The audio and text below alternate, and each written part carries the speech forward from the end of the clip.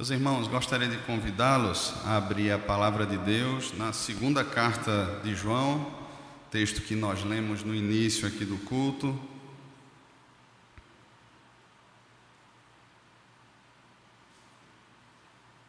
Segunda carta escrita pelo apóstolo João.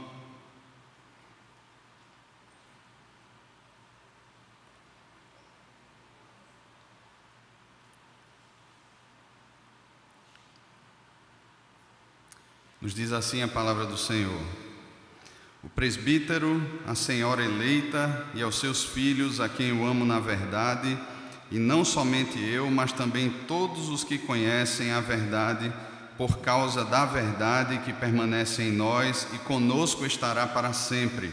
A graça, a misericórdia e a paz da parte de Deus Pai e de Jesus Cristo, o Filho do Pai, serão conosco em verdade e amor. Fiquei sobremodo alegre em ter encontrado dentre os teus filhos os que andam na verdade, de acordo com o mandamento que recebemos da parte do Pai.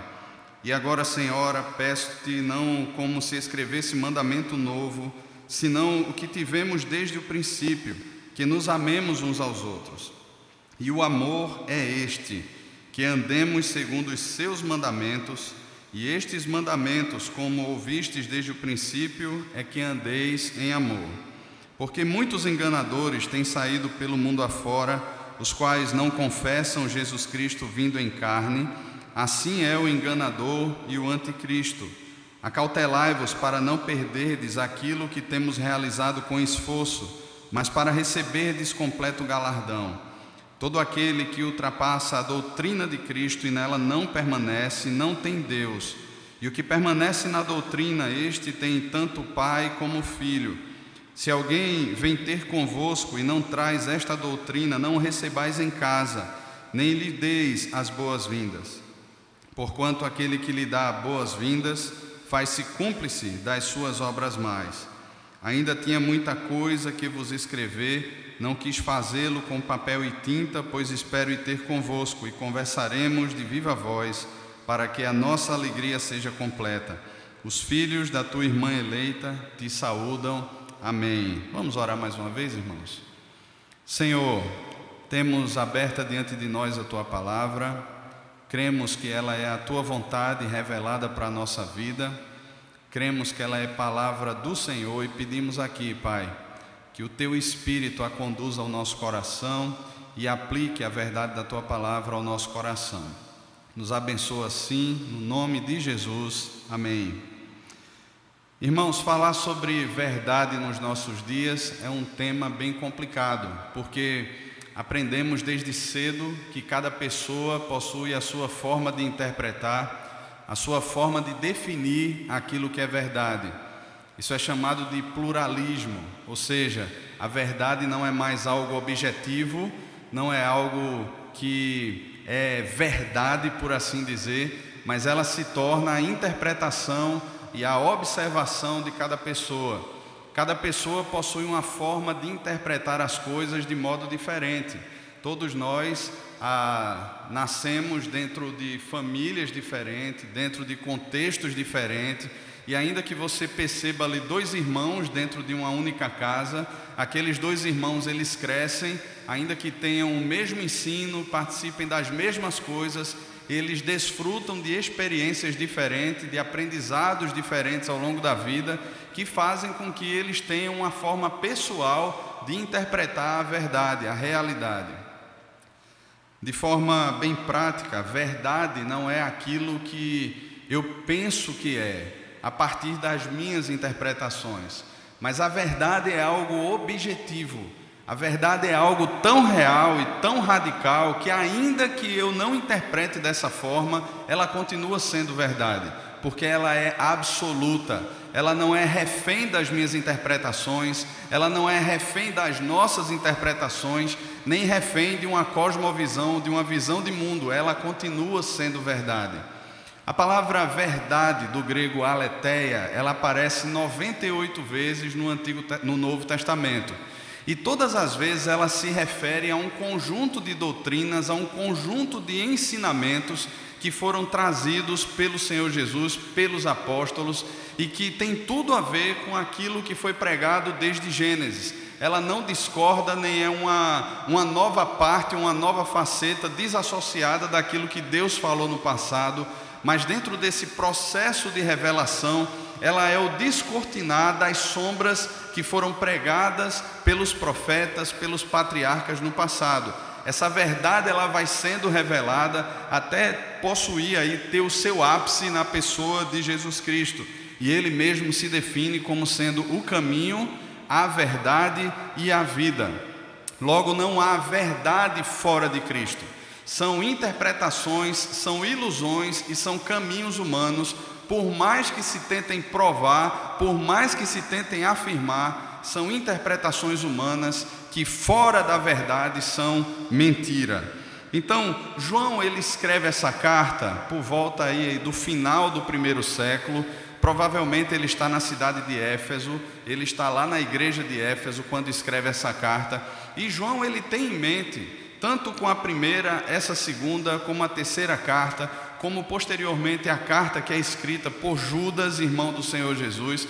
Essas 4 cartas, elas compõem uma defesa da fé, no que diz respeito a uma heresia que saiu do meio da igreja, que foi mal interpretada por alguns irmãos, que começaram a dar ouvidos a filosofias externas e tentaram fazer uma síntese entre o cristianismo e o gnosticismo e posteriormente o docetismo também.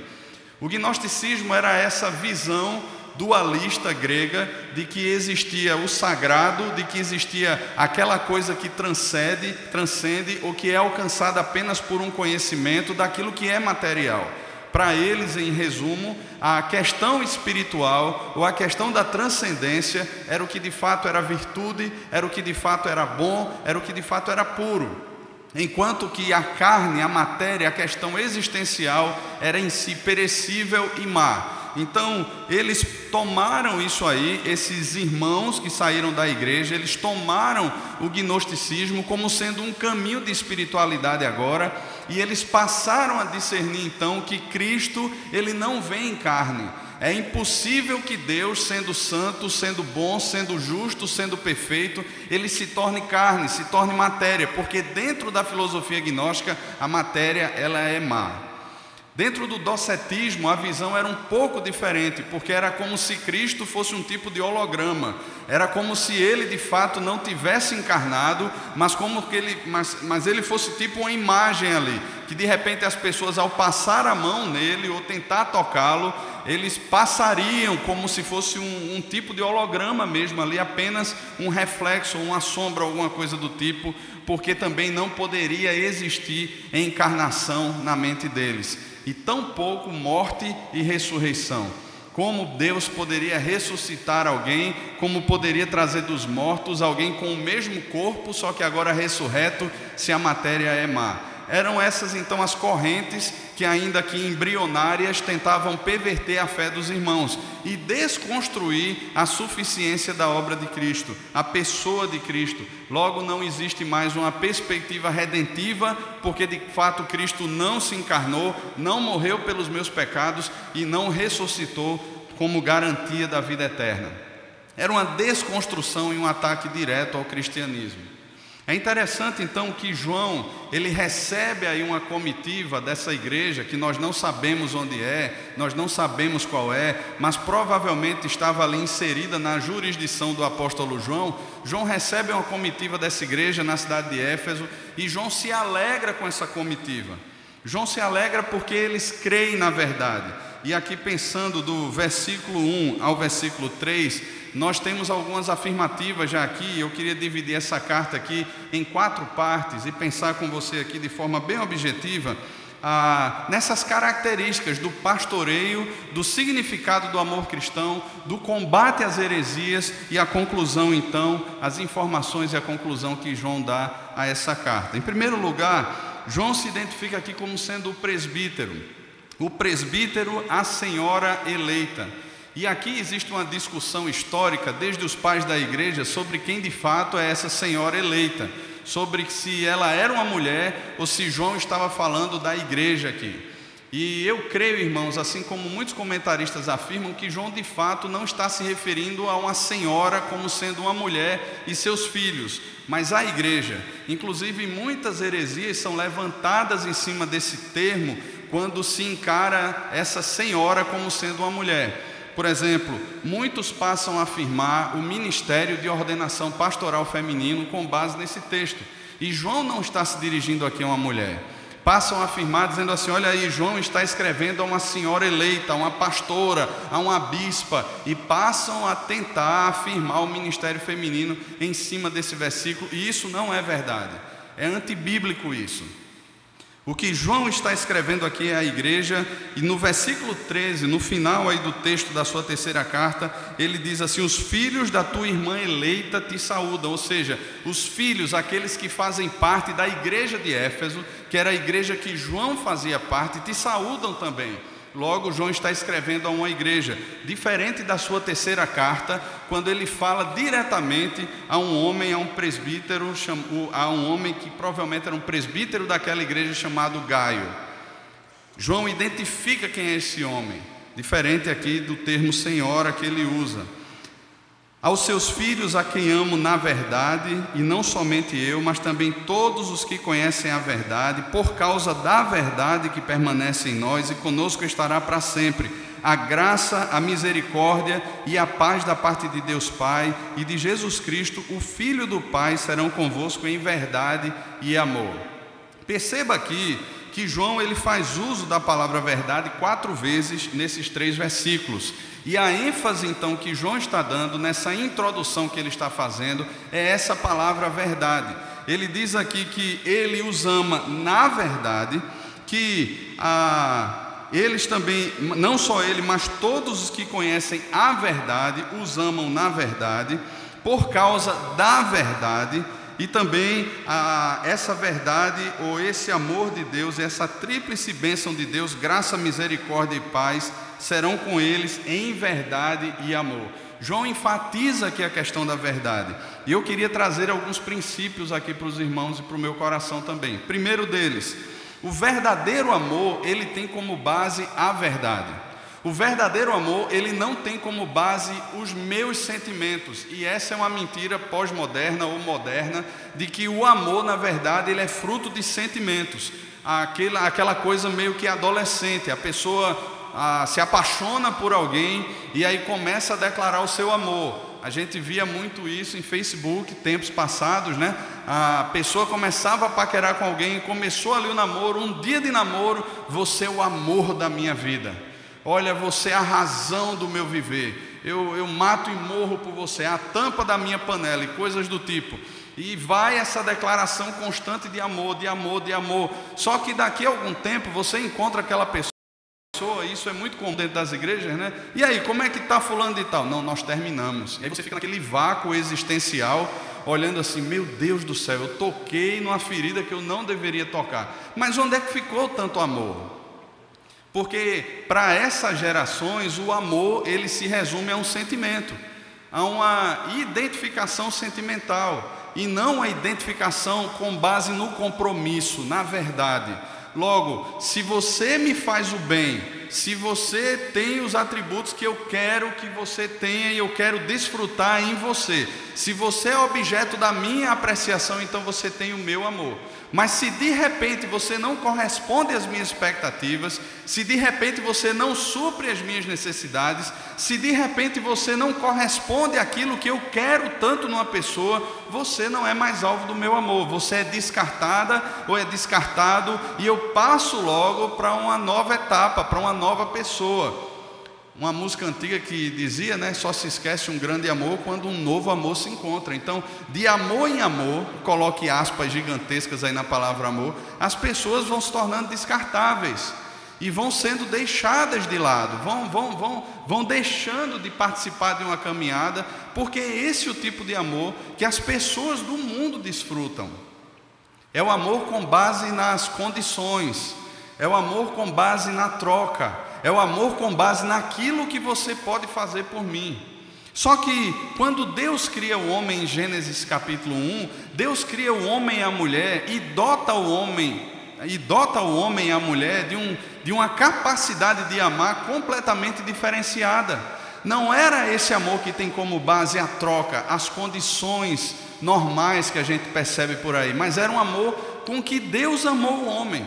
Esse era o amor, e esse era o reflexo do caráter, do ser de Deus no homem, que fazia com que o homem então pudesse desfrutar esse amor de forma incondicional com o outro, de forma comunitária. E a gente percebe a distorção disso exatamente na queda, quando o homem passa a esconder-se de Deus e passa a esconder-se da mulher também, porque alguma coisa foi maculada aí, o senso de amor foi quebrado, o senso de relacionamento íntegro com Deus e consequentemente com o próximo foi quebrado naquele momento.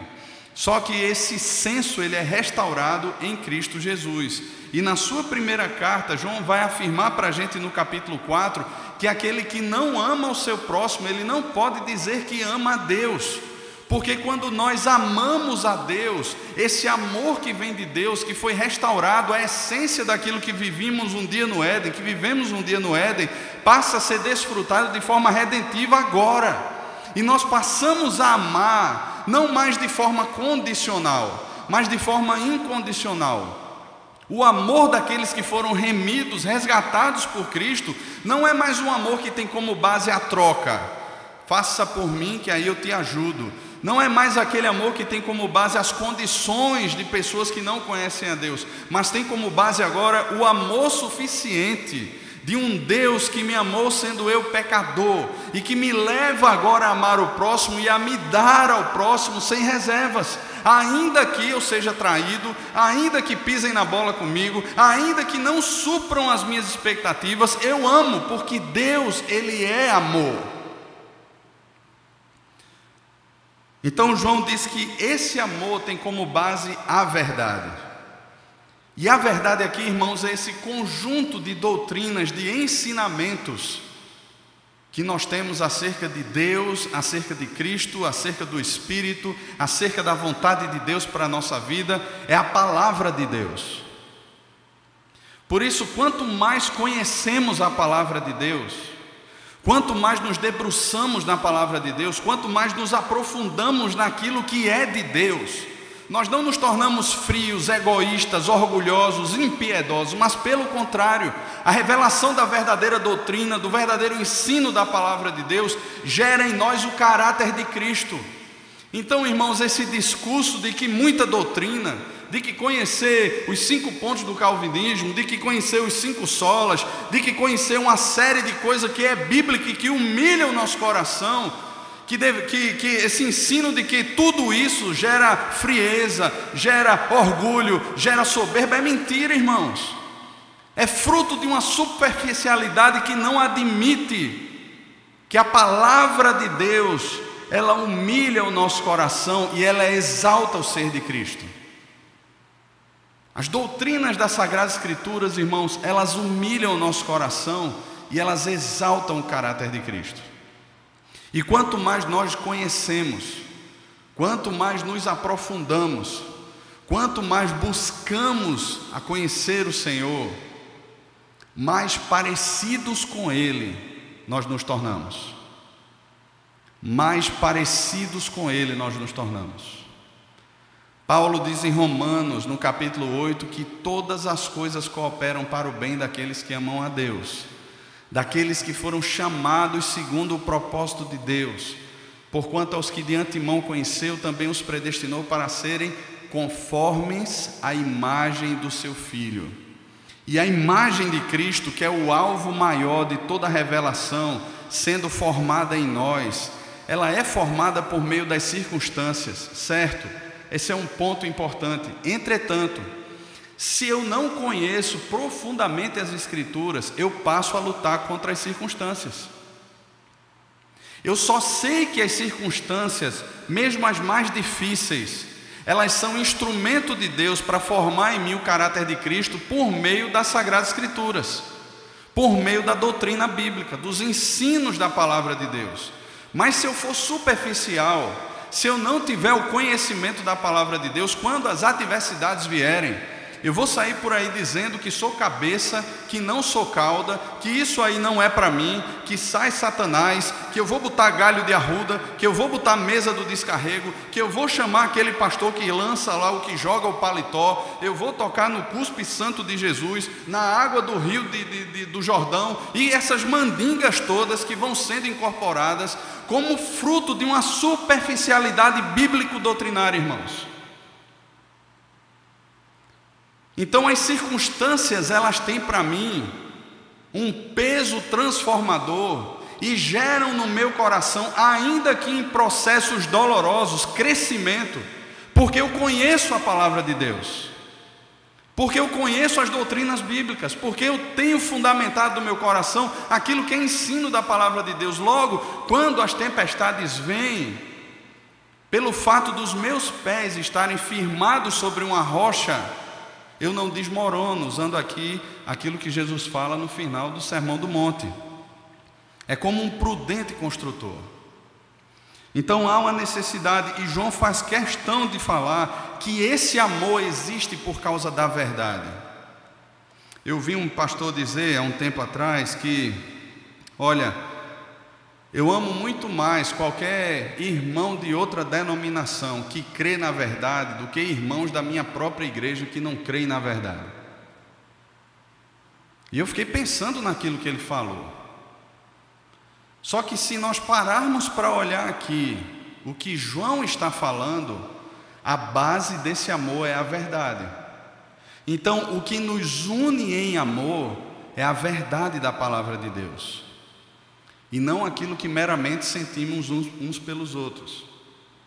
É certo, irmãos, que existem pessoas novas convertidas, existem pessoas que estão num processo de caminhada, mas esse processo é um processo que é constante e que ele reflete num crescimento. Ele é um crescimento constante. É muito difícil quando a gente conversa com algumas pessoas que já estão há anos dentro da igreja, que muitas vezes até ensinam, líderes de grupo pequeno, muitas vezes, pessoas que estão em treinamento, muitas vezes, e quando a gente chega em determinados pontos que fazem parte da nossa confissão de fé, até porque somos uma igreja confessional, as pessoas olham e dizem assim: olha, eu não acredito nesse negócio não, eu não acredito, mas elas não estão abertas de repente a aprender sobre aquilo. E muitas vezes a minha palavra nesse sentido é dura.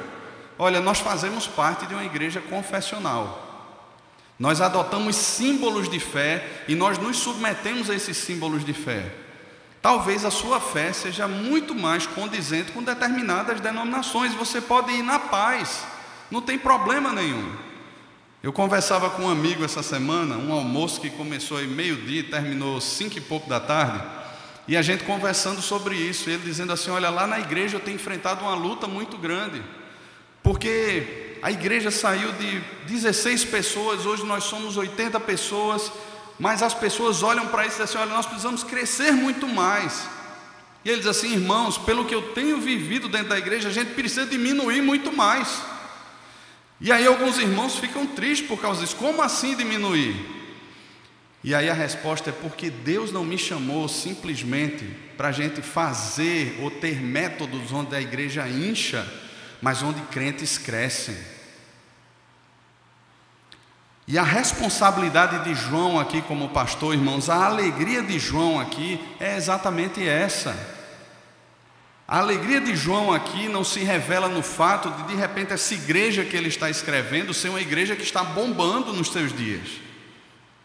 Mas ele diz assim: eu fiquei sobremodo feliz por perceber que filhos seus andam na verdade. Andam na verdade. E aqui um chamado para aqueles que são líderes aqui na igreja. Irmãos, nós somos chamados para ensinar a palavra de Deus. Nós não somos chamados para servir a Deus como palhaços num picadeiro, para simplesmente criar programações gospel onde as pessoas tenham momentos de entretenimento. Nós somos chamados para ensinar, para expor a palavra de Deus, para ensinar pessoas o caminho de Deus. A alegria de João aqui como pastor, e é a mesma alegria que ele descreve também na terceira carta, é a alegria do apóstolo Paulo. Nós estamos estudando aqui no culto da tarde a carta aos Colossenses, e nós vemos ali as ações de graça. A alegria do apóstolo Paulo é pelo crescimento daqueles irmãos, e a oração dele é por mais conhecimento de Deus na vida daqueles irmãos. Então, se há algo que alegra o coração de um pastor, de um líder, é ver os irmãos crescendo e amadurecendo na palavra de Deus. Não importa se o grupo vai diminuir, não importa se as pessoas do pequeno grupo vão dizer assim: olha, mas o lanche agora tem um período bem curtinho, porque é muito tempo estudando a Bíblia, porque o alvo é exatamente esse, irmãos, é estudar a palavra de Deus, é debruçar-se sobre a palavra de Deus e conhecer a Deus. Era algo que eu falava muito com os adolescentes.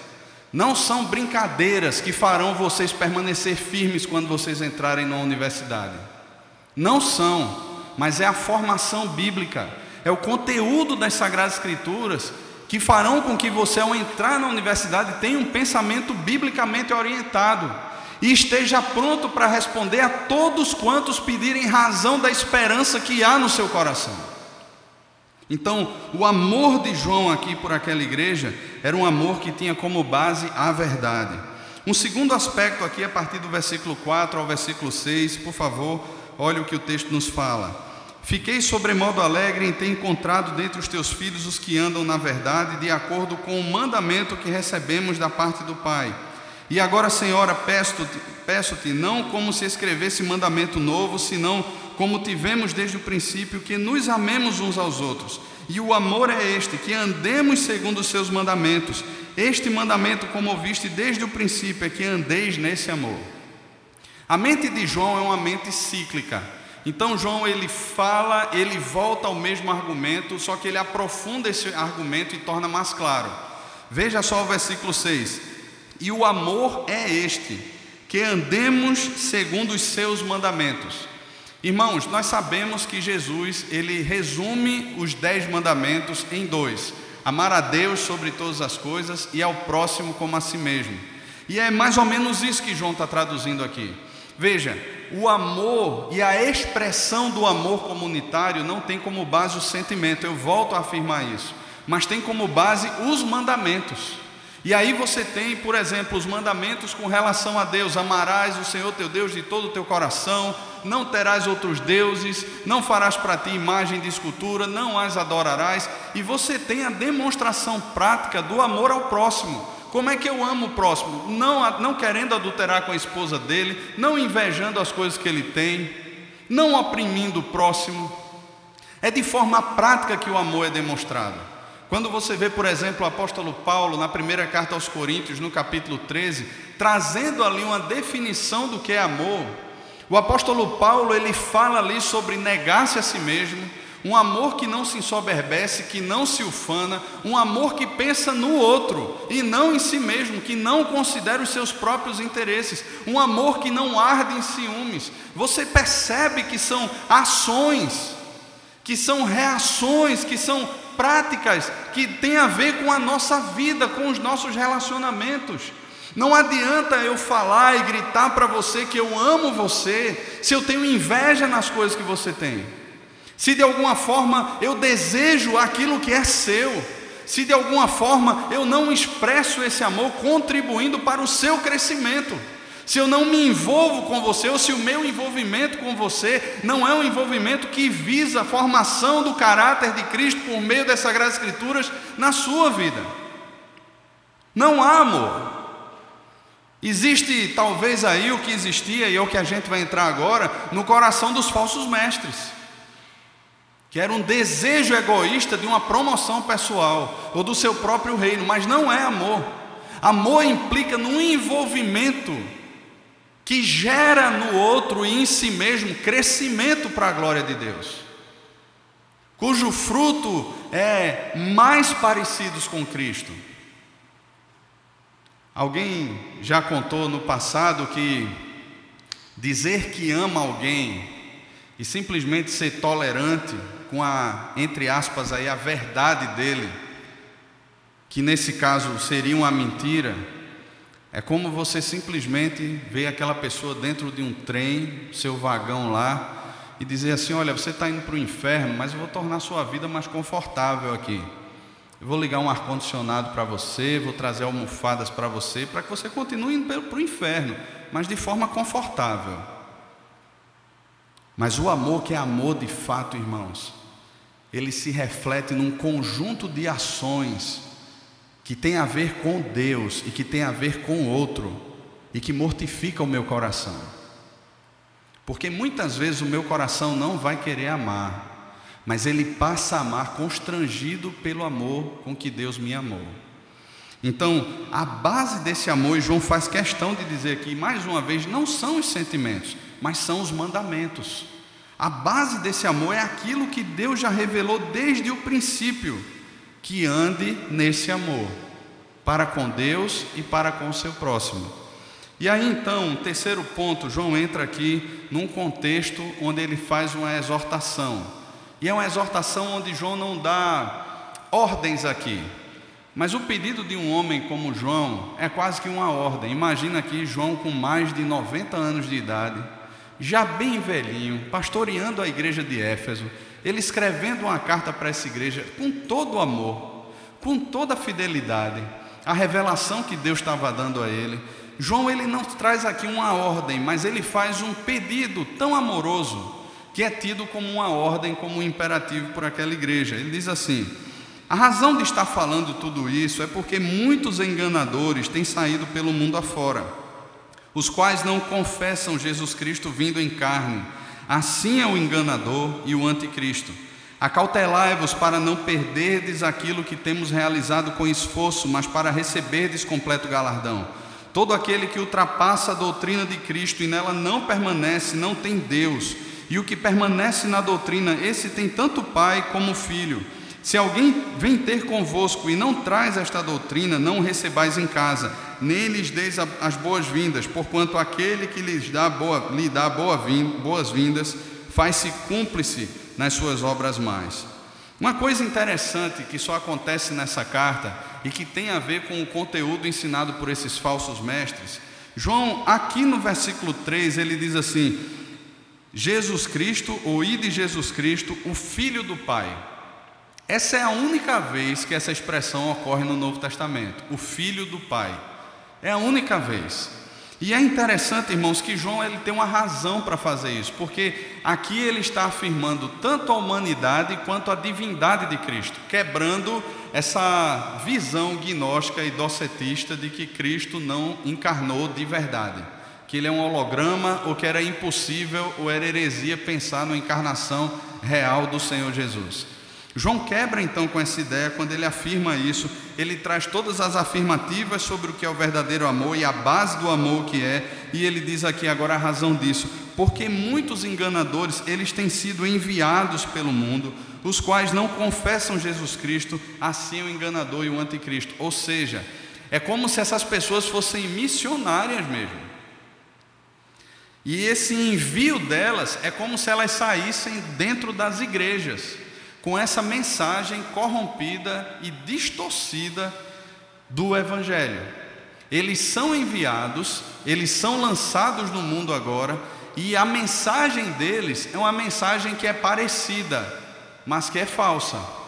É uma mensagem que de certa forma fala de Cristo, mas não fala da encarnação, da morte e da ressurreição de Cristo.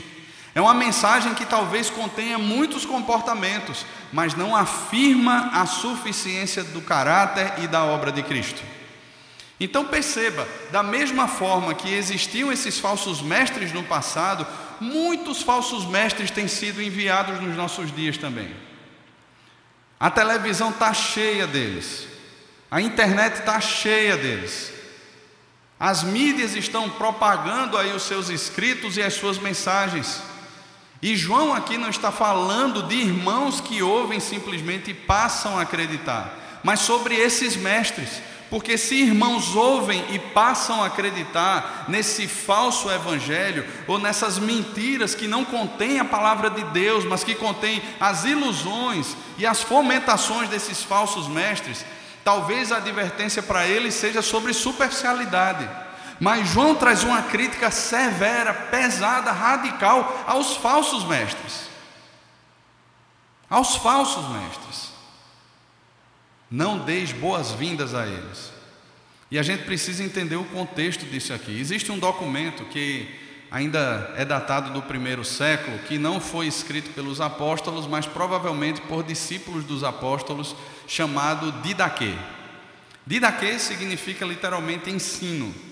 E a Didaquê era um documento escrito, e ela já continha ali algumas observações sobre práticas erradas que aconteciam no final do 1º século. E é interessante quando ela fala de profetas. Eles chamavam pregadores da palavra, aqueles que pregavam a palavra de Deus, de profetas. É tanto que o nosso seminário aqui, o Seminário Presbiteriano do Norte, é conhecido como Casa de Profetas. É onde as pessoas aprendem sobre a palavra de Deus, aqueles que irão pregar a palavra de Deus. E ele dizia, e a Didaquê falava sobre o tempo de permanência de um profeta ou de um missionário numa cidade. Ela diz que não dure mais de 2 ou 3 dias. Sabe por quê, irmãos? Porque um dos interesses do falso profeta era a fácil manutenção. Parece com algo que acontece nos nossos dias, né? Só que hoje é muito mais disfarçado de uma falsa espiritualidade e as pessoas caem nisso. Veja só, o falso profeta, ele chegava não só como um falso ensino, não só com um falso ensino, mas ele chegava também com a disposição no coração de que por meio desse falso ensino, que falava até de um falso Jesus, eles fossem acolhidos e tivessem ali manutenção, de repente uma oferta, casa, comida e roupa lavada durante um período. E aí aquela pregação muitas vezes ia se estendendo, 3, 5, uma semana, um mês, às vezes meses, e o preguiçoso ali sem trabalhar, simplesmente sendo mantido com aquele falso evangelho pela boa vontade dos irmãos que não percebiam mais as verdades das Sagradas Escrituras e acolhiam esses homens. Então, dar boas-vindas aqui é muito mais do que simplesmente dizer assim, seja bem-vindo, e apertar a mão de alguém, como muitas vezes acontece nos cultos, e nunca mais falar com aquela pessoa. Dar as boas-vindas aqui era literalmente acolhê-lo dentro de casa por um período. Dar boas-vindas aqui era alegremente receber tudo aquilo que era trazido por aquele falso aí, entre aspas, aquele falso homem de Deus, né? Entre aspas não, tira as aspas, se é falso, tira as aspas, falso homem de Deus. Era acolhê-los. Então João, ele traz essa palavra para a igreja, só que ele diz assim, olha, acautelai-vos, para não perderdes aquilo que temos realizado com esforço. João não está falando aqui da salvação, porque a salvação ela não pode ser perdida. Entretanto, João fala aqui dessa contaminação, de repente a gente abrir brechas, ou a gente não perceber as heresias, a gente não perceber os falsos ensinos, e de repente a gente se pegar vivendo segundo os falsos ensinos, deixando de discernir aquilo que é verdade, passando a fazer sínteses com aquilo que é falso. Então, acautele-se, tenha cuidado, preste atenção. E aqui, irmãos, uma das coisas que guardam o nosso coração, enquanto pregadores da palavra de Deus, que deve guardar o nosso coração, é nós termos cada vez menos de nós no púlpito, ou no grupo pequeno, ou numa sala de ensino, e falarmos cada vez mais da palavra de Deus.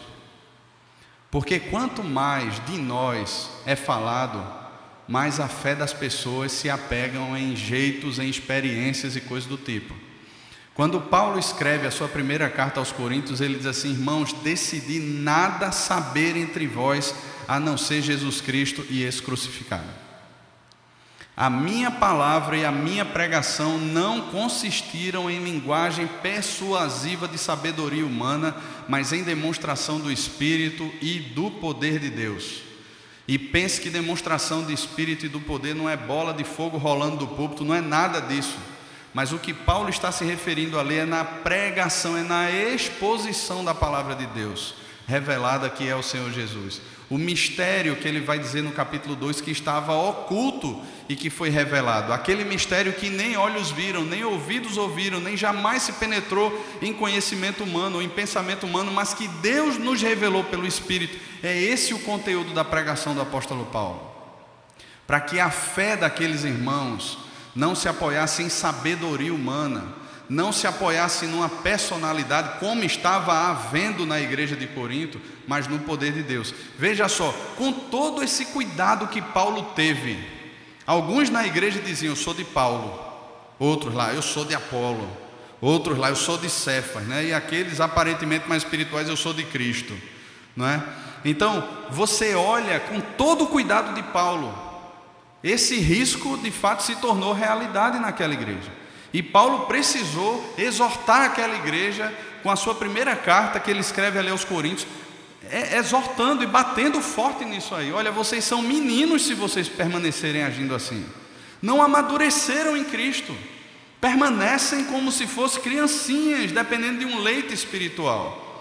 E muitas vezes, irmãos, nós nos pegamos nisso. Não, mas é o fulano de tal quem está falando. Ou então no misticismo, né? Não, porque se não tiver choro, se não, a pessoa não ficar desse jeito ou daquele outro, não teve poder do Espírito.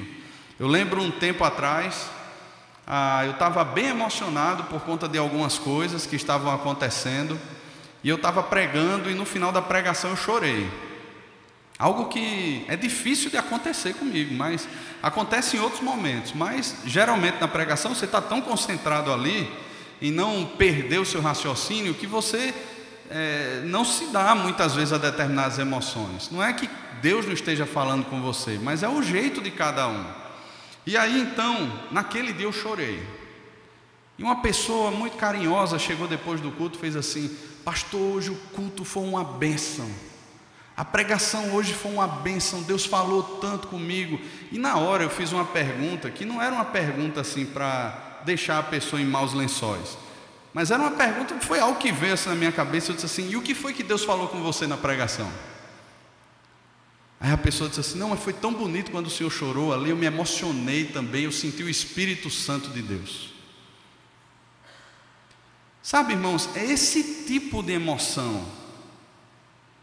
Não é que a fé, ela não envolva os nossos sentimentos, ela envolve os nossos sentimentos. Mas a autoridade da palavra não está na lágrima do pastor. A autoridade da palavra não está na personalidade ou no jeito de falar do pastor. A autoridade da palavra ou a autoridade de Deus está na exposição da palavra de Deus. Ela não se encontra em mim se eu estiver falando aqui qualquer outra coisa, se não for a palavra de Deus, que não seja a palavra de Deus. Deus só autoriza. Era assim no Antigo Testamento. Muitas vezes ele vai confrontar falsos profetas dizendo assim: olha, eu não enviei você, eu não pus as minhas palavras na sua boca. E ele traz uma severa sentença contra aqueles falsos profetas, porque era o que Deus falasse àquele homem que ele deveria falar, assim como hoje é o que Deus fala na palavra dele que nós devemos falar. Então, cuidado com o que você ouve, acautele-se. Cuidado, seja como aquele crente de Bereia que checa escritura com escritura para ver se de fato as coisas são assim. Já aconteceu comigo, irmãos, e não foi uma vez ou outra não, tanto aqui na igreja como em acampamentos. A depois alguém me chamar e dizer assim: ô Léo, tu não olhaste muito bem um verbo que está aqui no texto não. E aí mudou completamente a relação das coisas. E é por isso que a gente precisa gastar tempo estudando a palavra de Deus. Precisa gastar tempo, porque nós não somos chamados para falar aquilo que nós queremos, as nossas imaginações, os nossos devaneios, mas nós somos chamados a ensinar, irmãos, a palavra de Deus. Então João diz assim: acautelai-vos, porque você pode perder o seu galardão. E de que forma você perde o galardão? Seguindo qualquer outro caminho que parece, mas não é. Aqueles que são mais antigos, né? A propaganda do Denorex, né? Parece, mas não é. Só Luiz riu. Parece, mas não é, mas parece. Então a gente vai ali caminhando do lado. É bem parecido, mas não é. E você perde no final. Final da carta, irmãos. Então João diz assim: ainda tinha muitas coisas que vos escrever, não quis fazê-lo com papel e tinta, pois espero ir ter convosco e conversaremos de viva voz para que a nossa alegria seja completa. E eu percebo aqui mais uma vez o carinho pastoral de João. Olha, tem tinta na caneta aqui. Mas sabe quando a minha alegria vai ser completa? Quando eu reencontrar vocês, de viva voz, a gente poder estudar junto, a gente poder sentar e conversar mais sobre isso, a gente conhecer mais a Deus juntos, a gente desfrutar desse amor que é fruto dessa verdade absoluta, real, radical, revelada nas Sagradas Escrituras. Então João tem esse desejo no coração, essa vontade de encontrar esses irmãos, para que agora, face a face, de viva voz, eles possam desfrutar ainda mais desse amor que tem como base a verdade. Algumas aplicações bem rápidas aqui, irmãos, tendo em vista até porque elas já aconteceram durante o texto. Primeira delas, a base do nosso amor deve ser a verdade das Escrituras, porque as Escrituras revelam o amor de um Deus que me amou, que amou você, sendo nós ainda pecadores. Nós somos imerecedores desse amor, mas por conhecermos esse amor, passamos também a amar aos outros, tendo por base a verdade. Em segundo lugar, esse amor de forma prática é experimentado na observância, na obediência aos mandamentos. João 14, 21, Jesus diz: aquele que tem os meus mandamentos e os guarda, esse é o que me ama. E tanto na primeira carta de João, como aqui, João está dizendo que esses mandamentos guardados no coração não expressam apenas amor a Deus, mas expressam também amor ao próximo. Então conheçamos mais os mandamentos, as Escrituras Sagradas, para que possamos de fato desfrutar ainda mais, expressar ainda mais esse amor a Deus, como também o amor ao próximo. Em terceiro lugar, cuidado. Nem todo aquele que vem em nome do Senhor é do Senhor. E nós temos critérios para julgarmos, para discernirmos. Não caia nessa onda espiritualista de dizer assim: não, mas nós não podemos julgar ninguém. Você pode sim. Você não pode usar a sua vida como régua para medir os outros. Mas a palavra de Deus é a régua, é a regra que Deus nos dá para medirmos aquilo que vem de Deus, aquilo que não vem de Deus também. Então conheça as Sagradas Escrituras e tenha nelas esse padrão de discernimento daquilo que é verdade, daquilo que não é verdade. E em último lugar, que o nosso amor também, que o nosso desejo de estar juntos, seja num grupo pequeno, seja na reunião de um ministério, seja aqui aos domingos, seja o desejo de juntos conhecermos mais a Deus. Como João expressa isso aqui como pastor: olha, o meu desejo é ir ter com vocês, para de viva voz, face a face, olho no olho, a gente possa aprender muito mais de Deus. Amém, irmãos? Vamos orar? Queria convidar já os presbíteros para virem aqui à frente. Nós vamos participar da mesa do Senhor. E eu queria chamar você nessa manhã aqui diante de Deus, por meio do Espírito de Deus, analisar o seu coração. Que verdade ou quais verdades têm servido como guia para a sua vida? Muitas vezes vai ser a verdade do nosso coração, irmãos, ou a verdade desse mundo, e aí nós nos perdemos. Que verdades têm conduzido o seu coração? Se é a verdade de Cristo, gerará no meu e no seu coração humildade, gerará no meu e no seu coração a adoração, zelo pelas coisas de Deus e amor ao próximo. Mas se é qualquer outra, sempre apontará um caminho egoísta, um caminho orgulhoso, um caminho ensimesmado, um caminho de que eu mereço mais do que eu já tenho recebido.